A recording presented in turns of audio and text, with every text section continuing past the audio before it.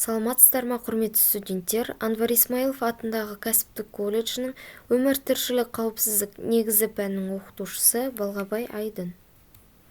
Сабағымыздың тақырыбы төтенше жағдай салдары. Сабақтың мақсаты: қазіргі таңда төтенше жағдайдың көбеюі елімізде басты мәселелердің бірі.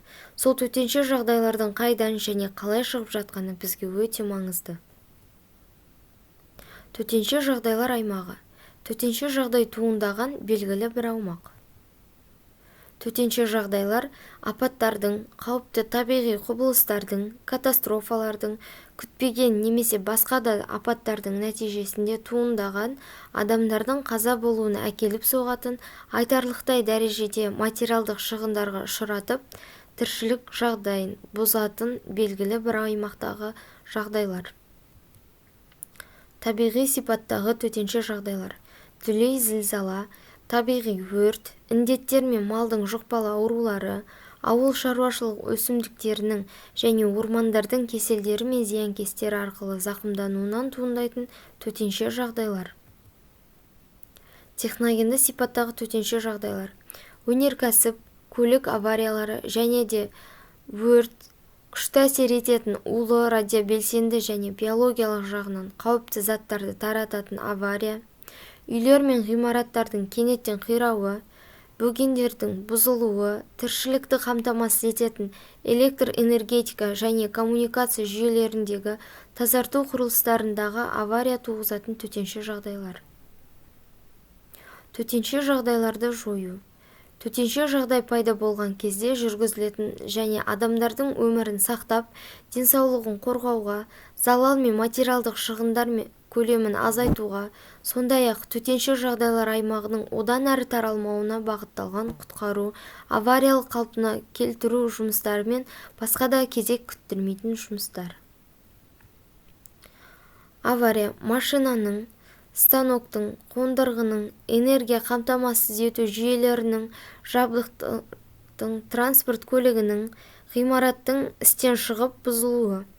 Апат: адам шығындары бар, қайғылы нәтижелі үлкен авария.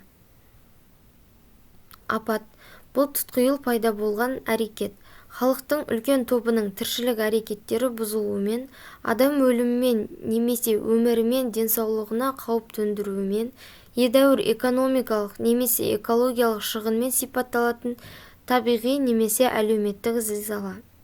Көлемі бойынша кіші, орта, үлкен болады.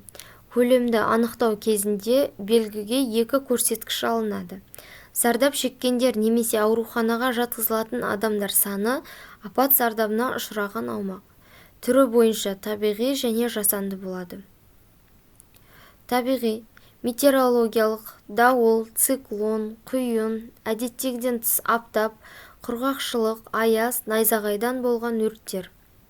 Тектоникалық және телурлық: жанартаудың атқылауынан болған өрт, жер сілкінісі. Топологиялық: сел, сырғыма, қар көшкіні, тастың құлауы, су басу. Космостық: метеориттердің және басқа да космостық денелердің құлауы, олармен соқтығыс. Жасанды: көліктік, олар космостық, авиациялық, автомобильдік, теңіз, өзен авариялары.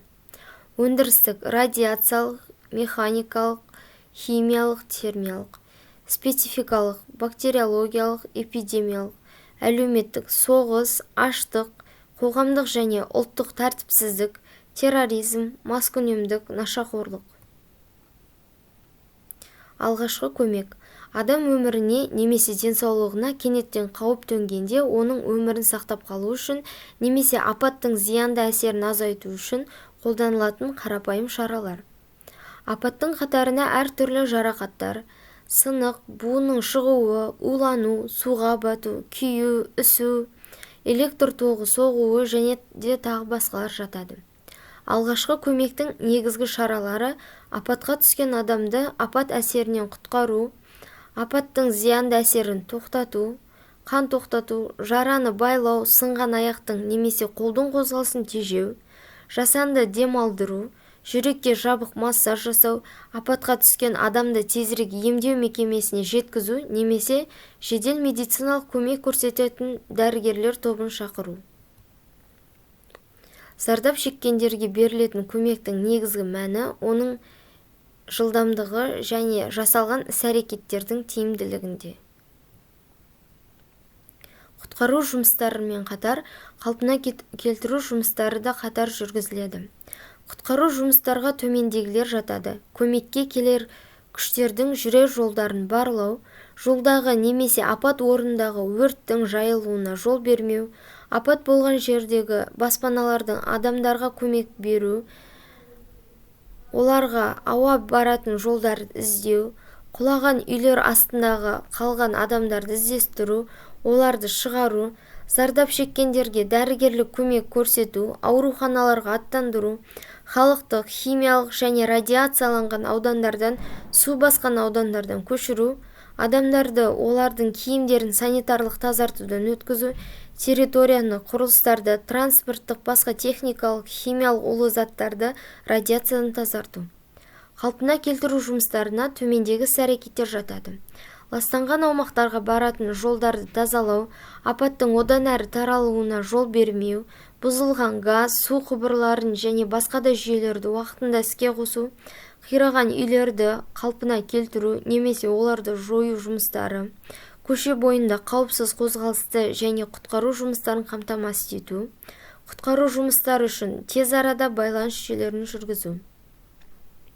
Адамдарды құтқару төтенше жағдайларды әсерін жоюдың бір бөлігін құрайды. Сонымен қатар төтенше жағдай зардабын жою жұмыстары арнаулы 3 топқа жіктеледі. Құтқару арнаулы қосалқы. Құтқару жұмыстары адамдарды құтқарып алумен тікелей байланысты. Оған мыналар кіреді: басылып не қамалып қалған орындарда зардап шеккендерді іздеу, зардап шеккендерді шығарып алу, зардап шеккендерге алғашқы медициналық жәрдем көрсету, зардап шеккендерді апат болған жерден көшіру, өрт сөндіру, коммуналдық, энергетикалық және техникалық желілердегі апаттарды жою, тосқауылдарға кіру жолдарын жасау, осал құрылыстарды күшейту.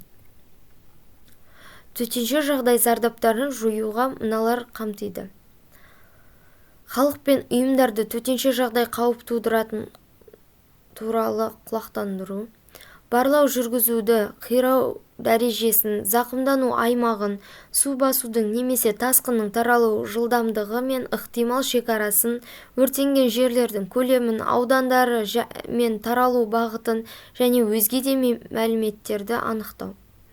Тікелей қауіп төніп тұрған нысандар мен елді мекендерді анықтау.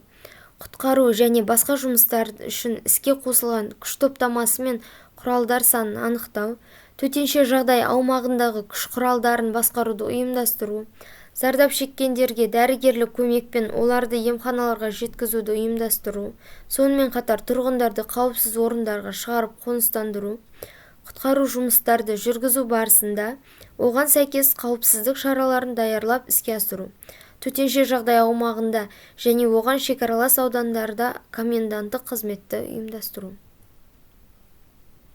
Қорытынды: төтенше жағдай бірден және белгісіз уақытта орын алатын жағдай.